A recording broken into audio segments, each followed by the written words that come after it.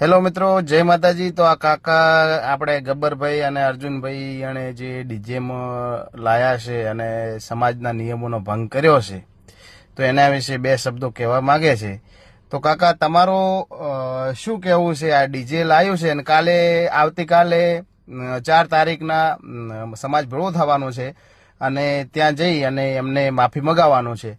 તો શું માફી માંગી લેશે તો પૂરું થઈ જશે કે કંઈ આગળ થશે કાર્યવાહી? ના, માફી માગે પૂરું કરશે તો મેળ આવશે નહીં, કારણ કે કાલે અમારે લગ્ન છે તો અમે એક ડીજે વગાડશે માફી માગી લેશે, મને છોડી મૂકશો? એ ના ચાલે।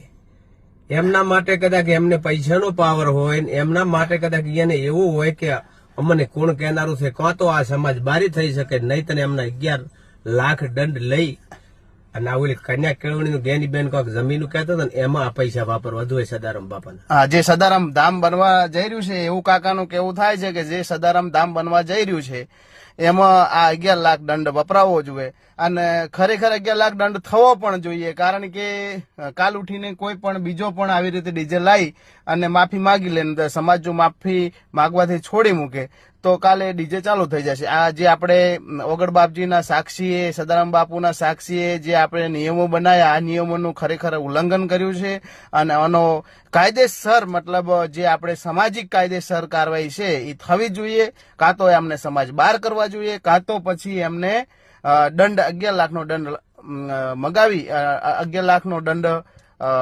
નાખી અને સમાજ સામે માફી પણ માંગવી જોઈએ। અને કોઈ ને કરો તો સદારામ બાપુ નું ઓગળ બાપદી ને તો કોણ માનશે? હા, તો આ સમાજ નું કાલે બીજી સમાજ વાળા વાતો કરશે કે ભાઈ ને તો કઈ નહીં, કૂતરાનો છે કોઈ દાડો કાશી જવાનો જ નથી, એવી જ વાતો બીજી સમાજ કરશે।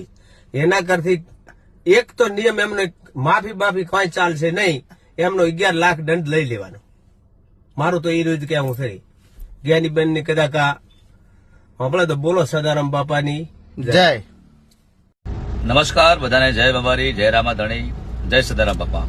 મિત્રો, હાલમાં સોશિયલ મીડિયામાં ચાલી રહ્યું છે કે ગબ્બર ઠાકોરે અને અર્જુન ઠાકોરે જે આપણે ઠાકોર સમાજમાં જે બંધારણ થયું હતું એમનો નિયમનું ઉલ્લંઘન કર્યું છે। તો મિત્રો, તમે બધા જે આપણે જે 16 નિયમોનું બંધારણ થયું છે એમની પોસ્ટ હું તમને આ વિડીયોમાં મૂકું છું, તમે બધા વાંચી લેજો। આપણે 16 જે નિયમ બનાવ્યા એમાંથી એક પણ નિયમનું આપણે ઉલ્લંઘન નથી કર્યું અને તમે થોડું ધ્યાનથી વાંચી અને જોજો તમારું શું કેવું થાય છે।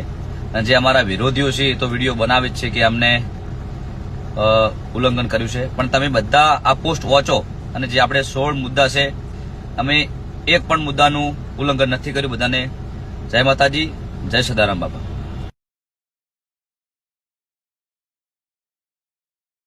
જય બાબારી મિત્રો, જે કઈ છે રોમાપીરની સોગન ખાઈને કહું છું, અત્યારે અમે જાબડિયાથી જોન લઈને આવ્યા છે, પણ અમે 15,000 માં જે લંઘા કરાવી લંઘા લઈને આવ્યા છે અને અમે કોઈ નિયમ તોડ્યો નથી। નિયમ ની અંદર એવું હતું કે અમે જોનમાં ડીજે લઈને ના જાવું, પણ અમે અત્યારે ડીજે લઈને આવ્યા નથી। પણ આખો વિડીયો તમે જોજો, અત્યારે બીજી જોન આવેલી છે, માફ કરજો, પણ એ હોમેથી ડીજે લઈને આવેલા છે, એટલે ખાલી તમને ગબ્બર ઠાકોર દેખાય છે ને એમને હેરાન કરવાની વસ્તુ છે ને।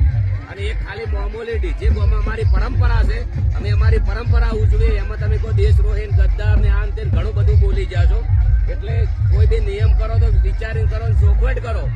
ડીજે ની અંદર એટલા બધા પ્રશ્ન હોય છે, લાઈવ હોય છે, લગ્નનો પ્રોગ્રામ હોય છે, રમેલનો હોય છે, સ્ટેજ શો હોય છે, ડીજે હોમે લઈને જાવું ના જાવું તો ચોખવટ અંગાત પણ તમે જે નિયમો છે એ બધા વાંચી લો, પછી ચર્ચા કરો। ભાઈ આખું હોય જઈ જા, ડીજે ચાલુ છે, ડીજે બતાવીને આવી જા। ઓકે।